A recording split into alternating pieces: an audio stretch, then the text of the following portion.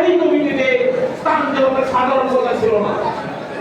উনিও শহীদ রাষ্ট্রপতি জিয়া রহমান সাহেব ওনাকে অত্যন্ত ভালোবাসবে, ওনাকে স্নেহ করবে, এ কারণে ওনাকে জাতীয় কমিটিতে স্থান দিয়েছিলেন। পরবর্তীতে বাংলাদেশ জাতীয়তাবাদী দলে জাতীয় নির্বাহী কমিটিতে অত্যন্ত সদস্য করেছিলেন এবং ময়মনসিংহ জেলা, উত্তর জেলার নয় ময়মনসিংহ জেলা বিএনপি আহ্বায়ক নির্বাচিত করেছিলেন।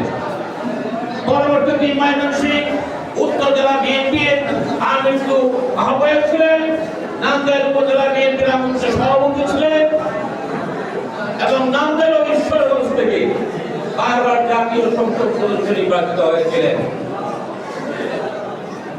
সেই মহান নেতার আজকে চতুর্থ মৃত্যুবার্ষিকী আমরা উদযাপন। সম্মানিত নেতৃবৃন্দ, গুরুদান চৌধুরী সাহেবের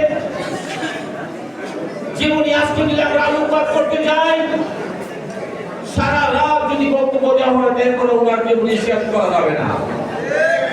গুরুদান চৌধুরী নান্দাইলের রাস্তাঘাট, ব্রিজ, কালভার্ট, স্কুল, কলেজ, মাদ্রাসা, মসজিদ, এমন কোন স্থান নেই যেখানে গুরুদান চৌধুরীর স্পর্শ নেই।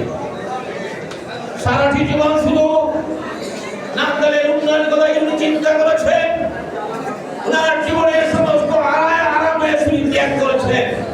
আপনারা জানেন উনি ইচ্ছা করলে ঢাকা অবস্থান করতে পারতেন সারাটি জীবন, কিন্তু সারাটি জীবনেই মার্জিন গ্রামেই উনি অবস্থান করতেন এবং এখানেই রাত্রি যাপন করতেন, এখানে উনি বসবাস করতেন। ওনার পরিবারের কোন সদস্যদেরকে বাড়িতে নিয়ে আসেন নাই, ওনার সন্তানদেরকে পর্যন্ত একটু সময় দেওয়ার সুযোগ আমি মনে করিনি।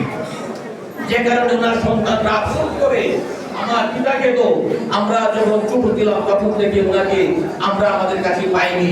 আমরা লেখাপড়া করেছি, আমরা পুষ্কর ওনার ওনার ঠাইয়ে দিলেনি, আমরা ওনাকে আমাদের পাশে পাইনি। সম্মানিত নেতৃবৃন্দ, উনি শুধু নান্দাইলের কথা ভাবতেন, নান্দাইলের উন্নয়নের কথা ভাবতেন। সেই নেতার আজকে মৃত্যুবার্ষিকী।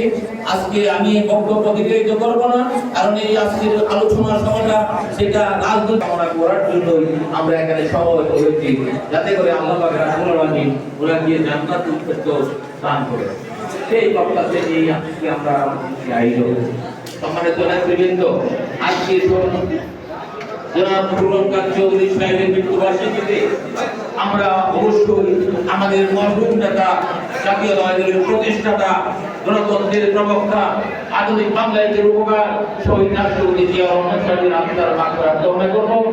আমাদের প্রাণপ্রিয় নেত্রী, দেশনেত্রী, আকর্ষিত নেত্রী, দেশনেত্রী বেগম খালেদা জিয়ার সুস্বাস্থ্য কামনা করে আমরা দোয়া করব এবং আমাদের আগামী দিনের রাষ্ট্রনায়ক দলের ভারপ্রাপ্ত চেয়ারম্যান যারা তারেক রহমানের সুস্বাস্থ্য কামনা করে আমরা দোয়া করব এবং আমাদের প্রাণপ্রিয় নেতা গুরুদান চৌধুরী সাহেবের জন্য দোয়া করব এবং নান্দাইলের মাটিও মানুষের নেতা, আগামী দিনের নান্দাইলের নেতা, আগামী দিনের নেতৃত্ব দেবে বিএনপির নান্দাইলের সেই নেতা জননেতা নাসির খান চৌধুরী সাহেবের জন্য আমরা দোয়া করব।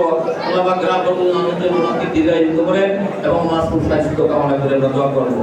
আর আমার বক্তব্য দীর্ঘায়িত করব না, জননেতা নাসির খান চৌধুরীর তরফ থেকে আপনাদেরকে ধন্যবাদ জানিয়ে, আপনাদেরকে সালাম জানিয়ে আমার বক্তব্য শেষ করছি। জননেতা নাসির খান চৌধুরী সালাম গ্রহণ করুন। আসসালামু আলাইকুম ওয়া রাহমাতুল্লাহি ওয়া বারাকাতুহু।